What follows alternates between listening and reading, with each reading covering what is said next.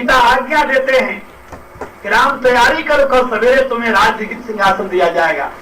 और प्रातःकाल जब राम तैयार हो रहे राज सिंहासन के लिए तो समाचार आ रहा है कि राम तुम्हें 14 वर्ष के लिए वनवास, सामान्य नहीं तपस्वी वेश में, जूते सहित नहीं नंगे पांव चलना होगा, वस्त्र नहीं बलकर पहनने होंगे, अन्न नहीं खाना होगा, फल कंद मूल फल खाना, कोई सेवक साथ नहीं होगा, तुम अकेले होगे। कठोर वनवास, कठोर वनवास इसे कहते हैं। इसलिए कई माने मांगते समय कहा था तापस वेश विशेष उदासी, विशेष उदासी विशेषण लगा हुआ है। राम के चेहरे पर मलिनता नहीं आई, प्रसन्नता। कई की बात सुनकर राम कहते हैं सुनो मां, हे मां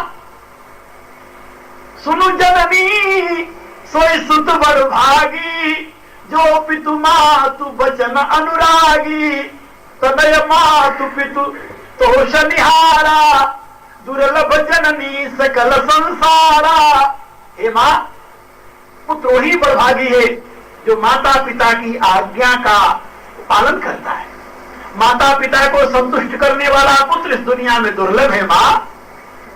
इसलिए मैं तो बड़ी प्रसन्नता के साथ वन को जाऊंगा मां। सबई भांति हित बोल मुनिगण मिलन विशेष वन, सबई भांति हित मोर, तेहि बहु पितु आयसु बहुरी सम्मत जननी तोर। हमारे लिए तो स्वर्ग से भी बढ़कर है वन मां। क्यों? वन में मुनियों का मिलन होगा। मुनि मिलेंगे तो क्या लाभ है? अरे कहा एक मुनि विश्वामित्र जी मिले थे, उनके द्वारा इतना लाभ हो गया, विश्व विजय यश जानकी पाई, आए भवन ब्याही सब भाई। एक मुनि मिलने से दुनिया की कीर्ति मिली, धनुष को तोड़ करके सीता को ब्याह करके ले आए, अकेले नहीं चारों भाइयों का विवाह हो गया, दुनिया में राम की प्रभुता छा गई। एक मुनि के मिलने का जहां इतना लाभ है मां, जंगल में तो हजारों मुनि मिलेंगे, फिर कितना लाभ होगा जरा कल्पना तो करो। राम कहते हैं, इसलिए मैं समझता हूं, मां से कहते हैं जो न जाऊं बन ऐसे उकाजा, प्रथम गणीय वही मूढ़ समाजा। यदि मैं इतने महान लाभ के बदले में विपन को न जाऊं तो मेरे समान दुनिया में मूर्ख कौन होगा मां। राम प्रसन्नता से वन को चले जाते हैं, उनके चेहरे पर जरा भी मलिनता नहीं आती, क्योंकि राम अपने लिए कुछ नहीं चाहते, सर्वस्व समर्पित करके लोक हित का संपादन करना चाहते हैं। ये महिमा राम की, और राम की उस महिमा का परिणाम देखिए, आज तक उनकी अमर गाथा गाई जाती है। तो मैं आपको ये बता रहा था, इतना बड़ा त्याग, इतना बड़ा समर्पण और इतनी बड़ी धर्मनिष्ठा राम में है। क्यों? कि राम को अपने लिए कुछ नहीं चाहिए, बस एक ही बात, मूल मंत्र है, अपने लिए कुछ नहीं चाहिए। और इधर राम उस तरफ रावण को देखिए, उसको जो चाहिए वो सब अपने ही लिए चाहिए, दूसरे के लिए कुछ नहीं उसके पास। दूसरे के लिए रावण के हृदय में कुछ नहीं है।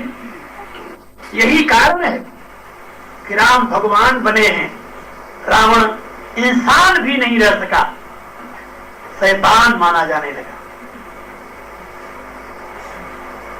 मैं आप लोगों को बता रहा था कि दुख जिनको आप अवतार मानते हैं उनके सामने भी आई, विकट परिस्थितियां उनके सामने भी आई, लेकिन उससे वो घबराए नहीं, उसको पार करते हुए आगे बढ़ेगी। फिर भी हमें उनसे सीख लेना चाहिए, उनका अनुकरण करना चाहिए। आप में कहेंगे राम तो बहुत महान थे, हम उतने महान नहीं हैं।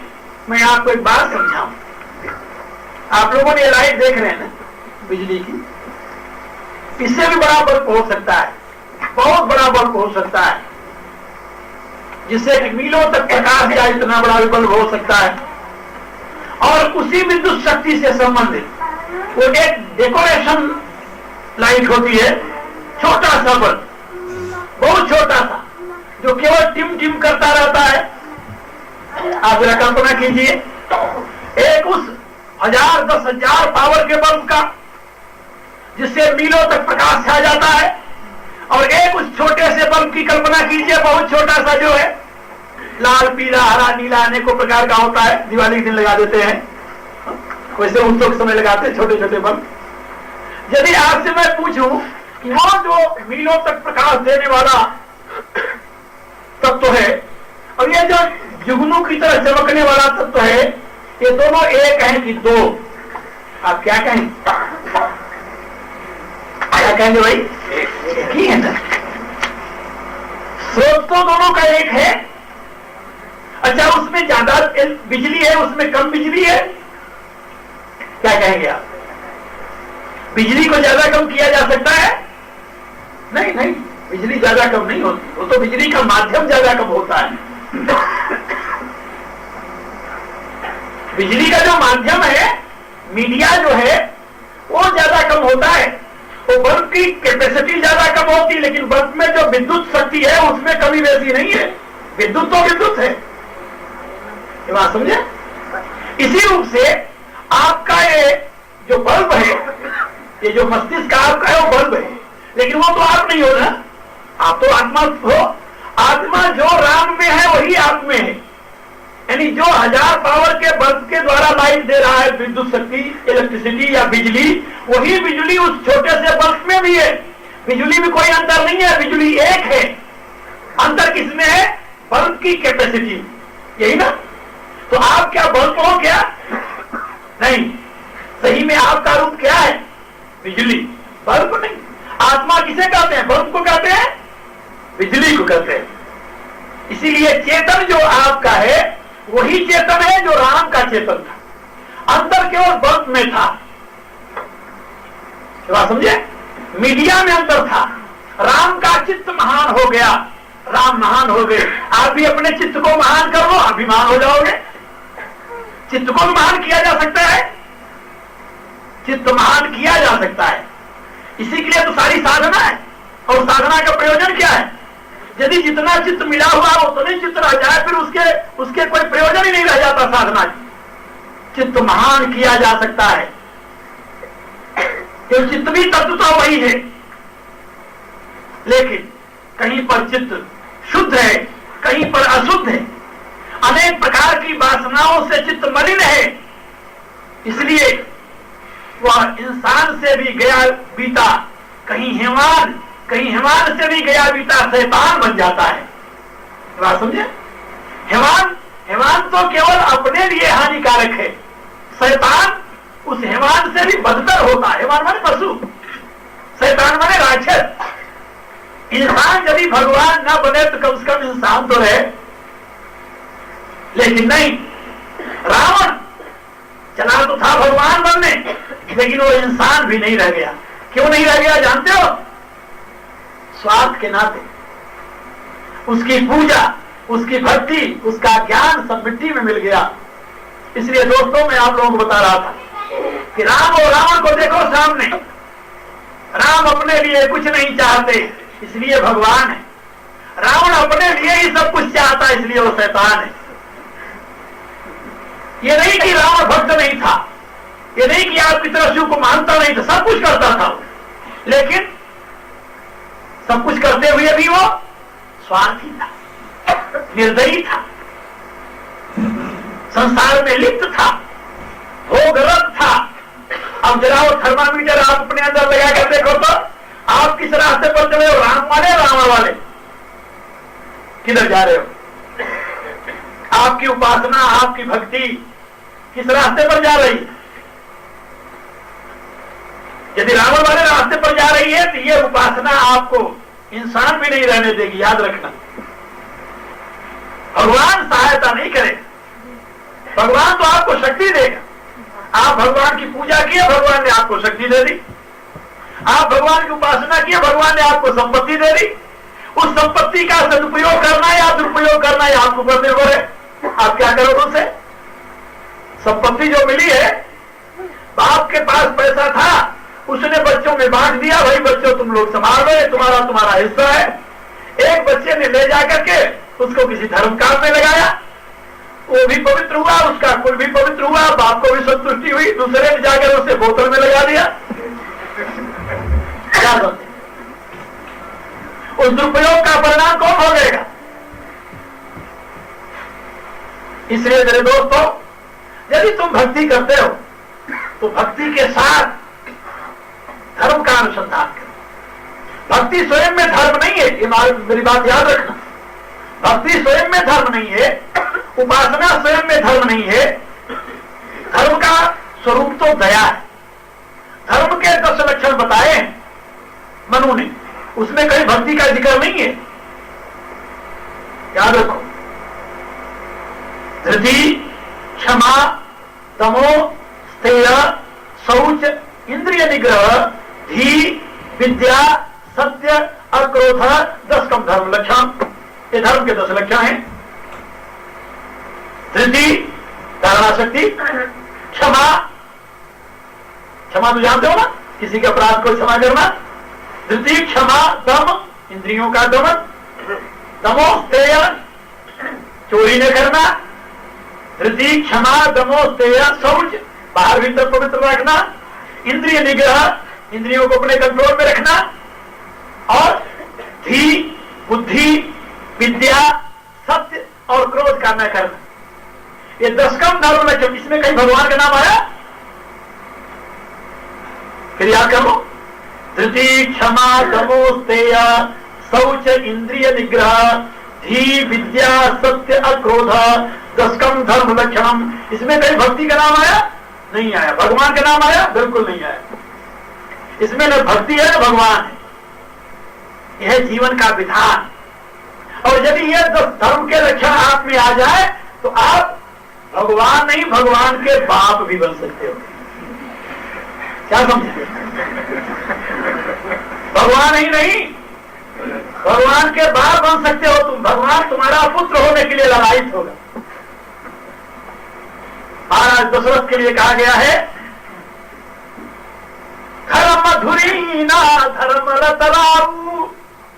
महाराज दशरथ धर्म की धुरी, धर्म में रत है, धर्म के सिवा कुछ नहीं जानते हो। एक सत्य के लिए, एक सत्य के लिए उन्होंने प्राण दे दिया, लेकिन सत्य नहीं दिया। तो समझे? राम को दे दिया, प्राण को दे दिया, लेकिन सत्य नहीं दिया। इसलिए वो राम उनका पुत्र। धर्म महान है।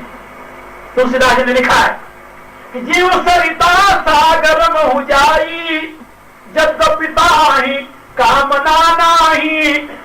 जैसे सारी नदियां समुद्र की तरफ दौड़ती हैं, यद्यपि समुद्र को कोई जरूरत नहीं नदियों की। तिम सुख संपत्ति बिनहि बुलाए, धर्मशील बहु जाई सुभाए। इसी रूप से जो धर्म का पालन करता है, ये दुनिया की सुख संपत्ति अपने आप उसके पास दौड़ करके चला जाता है, उसको चिंता नहीं होती। राम को भक्त नहीं कहते। राम क्या कहते हैं? रामो विग्रहवान धर्मो। राम धर्म की साकार मूर्ति। इसीलिए सनातन धर्म में धर्म की प्रतिष्ठा है। सनातन धर्म में धर्म की प्रतिष्ठा है। वहां पर धर्म की महत्ता है। वहां पर तुम उपासना करते हो या नहीं करते इसकी कोई महिमा नहीं। तुम भगवान को मानते हो या नहीं मानते इसकी कोई महिमा नहीं। महिमा किसकी है? धर्म की। यदि तुम धर्मात्मा हो तो सब कुछ ठीक है। और धर्म की रक्षा में जो अनुकरणीय है उसको करना है। राम माता पिता की आज्ञा मानकर वन में जाते हैं। बताया था आप लोगों को, याद है? राम माता पिता की आज्ञा मानकर वन में जाते हैं। भरत आते हैं, उसी माता को गालियां देते हैं। क्यों? धर्म कहता है धर्म धर्म है, उसमें किसी के लिए स्थान नहीं। कोई भी यदि अधर्म के रास्ते पर चलने वाला है, माता हो, पिता हो, गुरु हो, भाई हो, बंधु हो, दुनिया का कोई भी हो, बड़ा से बड़ा हितैषी, वो हमारे लिए त्याज्य है। धर्म का रास्ता क्या है? तुलसीदास लिखते हैं, परहित सरिस धर्म नहीं भाई, पर पीड़ा सम नहीं अधमाई। ये निर्णय सकलो पुराण वेद करो, कहां तात जान ही को विद नरो। भगवान राम स्वयं कहते हैं परोपकार के समान कोई धर्म नहीं है, पर पीड़ा के समान कोई पाप नहीं है। आप लोग क्या समझते हो? जब घर में जाते हो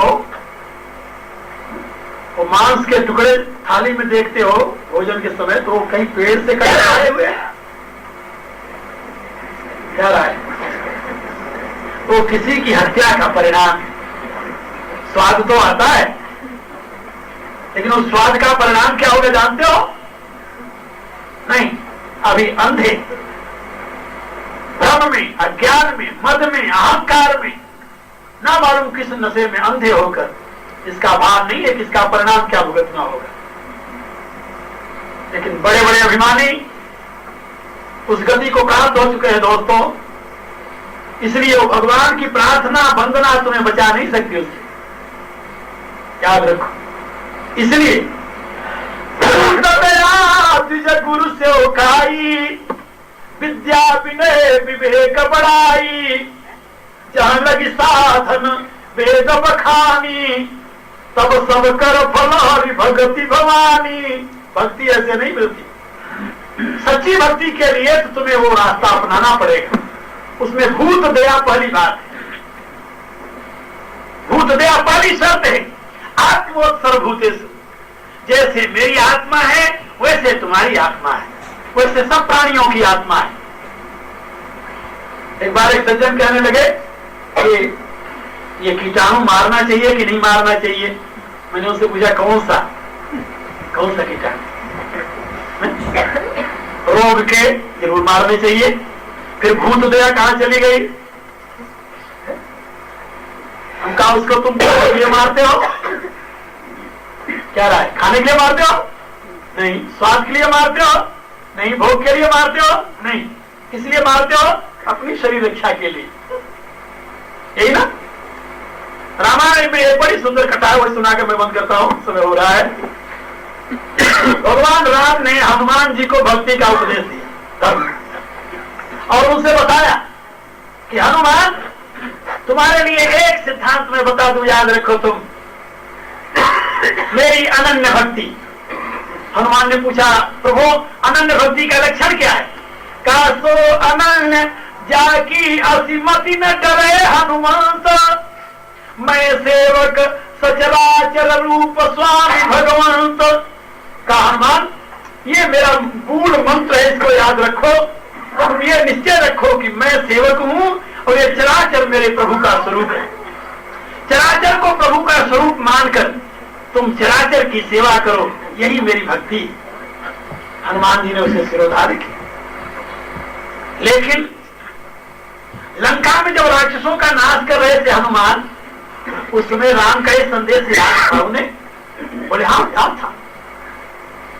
हनुमान भूलने वाले नहीं थे। कहा जब भूलने वाले नहीं थे तो उन्होंने राक्षसों का नाश कैसे किया? कहा बड़ा सुंदर अर्थ है इसके बदले में। हनुमान जी से पूछिए, रामायण में बड़ी उत्तम बात बताई है, आज जरा इसका अर्थ समझिए। कितना आनंददायी, कितना मंगलकारी, कितना ज्ञानवर्धक है। हनुमान राक्षसों का वध करते हैं, रावण का नाश करते हैं। उसके पश्चात सीता माँ को संदेशा सुनाने जाते हैं, राम विजयी हो गए माँ, अब मैं तुम्हें ले जाने आया हूं। सीता कहती है हनुमान का देव तो ही त्रैलोक्य समम, त्रैलोक्य महकम किमपि नहीं बानी समा। हे वत्स, मैं तुम्हें इस समय क्या दे सकती हूं? तुम्हारे इस मंगलमय संदेश के समान त्रिलोकी में कुछ नहीं है तुम्हें देने के लिए। हनुमान कहते हैं मेरी मां सुन मां, तुम्हें पायो अखिल जग राज आजुन संशय। हे मां, आज मुझे सारे ब्रह्मांड का आधिपत्य मिल गया, इससे बड़ा मेरे लिए और क्या हो सकता है? आधिपत्य कैसे मिला? सीता की जिज्ञासा को पूर्ण करते हुए हनुमान कहते हैं आज मैंने अपने प्रभु को निरामय देखा। पश्यामि राम निरामयम, आज मैंने अपने प्रभु को निरामय देखा और मुझे त्रैलोकी का राज मिल गया। मां निरामय, हाँ, मेरे प्रभु ने मुझे बताया था कि ये सारा विश्व मेरा स्वरूप है और तुम इस विश्व रूप के सेवक हो। लेकिन मां, मेरे प्रभु के विश्वरूपी शरीर में एक बहुत विषैला फोड़ा हो गया था। यदि स्वामी के शरीर में विषैला फोड़ा हो जाए तो स्वामी की पूजा के लिए क्या करना चाहिए? सेवक को क्या करना चाहिए भैया? उस पर चंदन अच्छे चढ़ाना चाहिए, मत्था टेकना चाहिए, इसी में स्वामी की सेवा होगी। हाँ ना, स्वामी की सच्ची सेवा क्या है? उतने अंग को काट करके दूर कर देना। ये बात समझे? स्वामी को निरोग्य बनाना।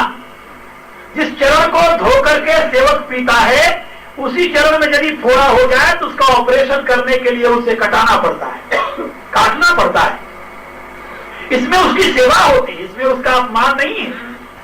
हनुमान कहते हैं कि जो राक्षसी वृत्ति वाले लोग हैं वो विश्वरूपी विश्वनाथ के शरीर में फोड़े। फिर समझिए, जो राक्षसी वृत्ति वाले प्राणी हैं, जो विनाशकारी जीव हैं, वो इस विराट पुरुष के शरीर में फोड़े रोग हैं। उस रोग का निदान करना, उस रोग का नाश करना उस विराट पुरुष की पूजा है। वो विरोध नहीं है, वो पाप नहीं है, वो अन्याय नहीं है, क्योंकि उसके विनाश में स्वामी का हित निहित है, न कि अपना स्वाद। क्या समझे? उसके विनाश में स्वामी का हित निहित है। इसी रूप से जो प्राणी के लिए दुखदाई है, जो प्राणी के लिए विनाशक है, यदि उसका तुम विनाश करते हो तो तुम विश्वरूप परमात्मा की सेवा कर रहे हो, उपासना कर रहे हो।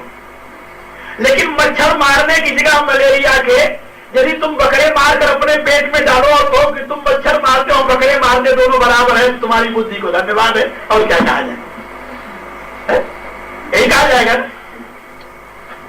इसलिए मैं आप लोगों को समझा रहा था कि भगवान की उपासना, भगवान की भक्ति करना है तो ज्ञान को साथ रखो। भक्ति परम धर्म हो सकती है, धर्म नहीं, धर्म से भी आगे। यदि इस भक्ति का प्रयोग तुम अपने स्वार्थ के लिए नहीं, लोकहित के लिए करो तो हनुमान की भक्ति परम धर्म बन गई, लक्ष्मण की भक्ति परम धर्म बन गई, क्योंकि उन्होंने अपने स्वार्थ के लिए नहीं, विश्व के लिए, लोकोपकार के लिए अपने प्रभु की सेवा की और उसके लिए समर्पित हुई। इसी रूप से तुम्हारी पूजा से तुम्हें शक्ति मिलेगी। उस शक्ति का प्रयोग यदि तुम लोक हित में करोगे, तुम्हारी वो पूजा धर्म का सार बन जाएगी। ये बात याद रखो। शिव पुराण में भी इसी प्रकार की भावना से, इसी प्रकार की भावना से भूत दया को प्रथम स्थान दिया गया है। जो मैंने शिवरात्रि की कथा आप लोगों को सुनाई थी, उस शिवरात्रि के व्रत में भील ने जो मृगों के ऊपर दया की, उस दया से द्रवित होकर के भगवान भूतेश्वर प्रकट होकर उसे वरदान दिए। केवल बिल्वपत्र गिराने से नहीं, केवल जल गिराने से नहीं, केवल रात भर व्रत करने से ही नहीं, मूल तत्व वहां पर दया है। शिव पुराण में इसका वर्णन है। हम वो दया का भाग छोड़ देते हैं। हम यही सोच लेते हैं उसने अज्ञान में बिल्वपत्र गिरा दिया और जल गिरा दिया, रात भर भूखा रह गया, इसलिए भगवान शंकर प्रसन्न हो गए। लेकिन शिव पुराण कहता है उससे नहीं। भगवान शंकर ने स्वयं कहा कि पूजा तो मेरी हो गई, लेकिन मेरे प्रकट होने का कारण तुम्हारी भूत दया है। इसलिए मैं आप लोगों से निवेदन कर रहा हूं कि आप भगवान शंकर के इस महत्वपूर्ण संदेश को अपने हृदय में धारण करें। भक्ति के साथ भूत दया को हृदय में प्रतिष्ठित करेंगे, तभी आप कल्याण के पात्र बन सकते हैं। इसके सिवा और कोई दूसरा रास्ता नहीं है। ओम नमः शिवाय, ओम नमः शिवाय, ओम नमः शिवाय, ओम नमः शिवाय, ओम नमः शिवाय, ओम नमः शिवाय, ओम नमः शिवाय, ओम नमः शिवाय, ओम नमः शिवाय, ओम नमः शिवाय, ओम नमः शिवाय, ओम नमः शिवाय, ओम नमः शिवाय।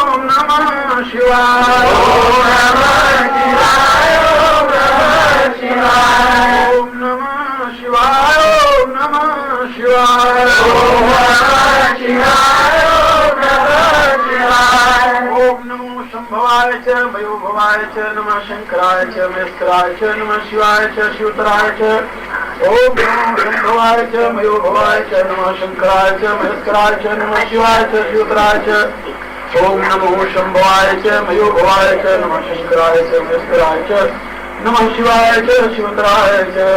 और शंकर भगवान की जय। अब आप लोग खड़े हो जाए।